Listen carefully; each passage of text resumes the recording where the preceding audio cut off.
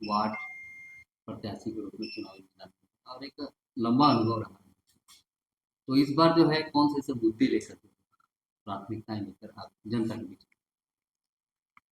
मुद्दा तो खैर बहुत सारा है, लेकिन अभी जो मेन चीज़ है, जो 5 साल का कार्यकाल अभी जो पिछला 5 साल का कार्यकाल रहा है, उसमें हम लोग जो काम किए हैं, उसमें मात्र 2 साल काम कर पाए। 3 साल तो कोरोना और जो पहला साल ऐसे फंड वंड आता नहीं है तो आप काम कर पाते नहीं। तो मात्र 2 साल में जो काम हम कर पाए हैं, उससे हम पूर्ण रूप से सैटिस्फैक्शन नहीं है। लेकिन गवर्नमेंट का हम ये बहुत बहुत धन्यवाद देंगे कि जो काम हम 2 साल में किए हैं, वो काम इस कॉलोनी के बसे हुए 50 साल आसपास हो गया है। और जो मेरा यहाँ पे समय बीता है, इतने साल में पूरा नेता मिल के जो काम नहीं कर पाए, वो 2 साल में इस सरकार में हम यहाँ पे काम कर किए हैं। तो काम बचा हुआ है, उसको जो बचा हुआ काम है उसको पूरा करना है। और इस क्षेत्र को हम चाहते हैं, पहले से मेरा एक विजन रहा है कि झारखंड का सबसे सुंदर और अच्छा वार्ड स्लम का हम इसको बनाएं। तो कौन से अधूरे काम जो है बाकी रहेंगे जो इस बार पूरे करेंगे। सबसे बड़ा यहाँ प्रॉब्लम अभी पानी का है। हम लोग को निगम बोर्ड से साल में मात्र 2 या 3 बोरिंग 4.25 इंच 4.5 इंच का मिलता है। पहाड़ी एरिया है, बोरिंग जो हम लोग करते हैं वो 400 फीट 500 फीट 600 फीट तक जाता है। तो जो बोरिंग करते हैं तकरीबन आधा बोरिंग फेल हो जाता है, और कुछ बोरिंग हो भी पाता है तो उससे यहाँ का लोगों का फुलफिल नहीं हो पाता है। तो सबसे पहला काम तो मेरा होगा कि पानी का यहाँ पे पूर्ण रूप से व्यवस्था किया जाए। और दूसरा है कुछ कुछ नाली का काम बचा हुआ है, थोड़ा मोड़ा रोड बचा होगा, थोड़ा मोड़ा। ओवरऑल हम आपको बोले ना। और तीसरा चीज है कि जो यहाँ पे गरीब लोग हैं, जिसके पास पढ़ाई का सुविधा नहीं है, उस रूप से पढ़ाई नहीं कर पाते हैं, जो आज के समय में वो किसी कंपटीशन में बैठ के अपने एग्जाम को निकाल के नौकरी को हासिल करें। तो पढ़ाई के ऊपर में हम लोग कैसे इसको ज़्यादा आगे लेकर आए, स्पोर्ट्स को हम आगे बढ़ावा देना चाहते हैं। मेरा मेन जो टारगेट है स्पोर्ट्स और पढ़ाई ही है, क्योंकि हम खुद भी एक एथलीट रह चुके हैं।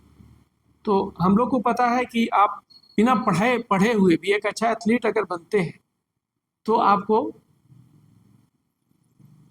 नौकरी का एक रास्ता आपके लिए खुलता है। और इस गांव में ऐसा बहुत सारा लड़का है जो international player, national player, state में खेला हुआ है। तो हम चाहेंगे कि इसको बृहद रूप में आने वाला 5 साल में इस रूप में डेवलप किया जाए कि पूरे झारखंड नहीं, पूरे देश में इसको जाना जाए। हो गया। एक सवाल। हाँ, आप निवर्तमान पार्षद भी हैं, चुनाव का समय है, बहुत सारे प्रतिद्वंदी जो है वो खड़े होते हैं, तो कितने आश्वस्त हैं आप अपने कार्यों को लेकर के जनता का समर्थन मिलेगा। देखिए, प्रतिद्वंदी नहीं कहेंगे इसको, इन लोग जो खड़े हुए हैं ना, ये कुआं का मेढक है। ये बरसात में निकलते हैं, बरसात खत्म होता है, ये वापस अपने मांद में घुस जाते हैं। ठीक है, प्रतिद्वंदिता किससे किया जाता है? जो आपके साथ लड़ने के लायक हो।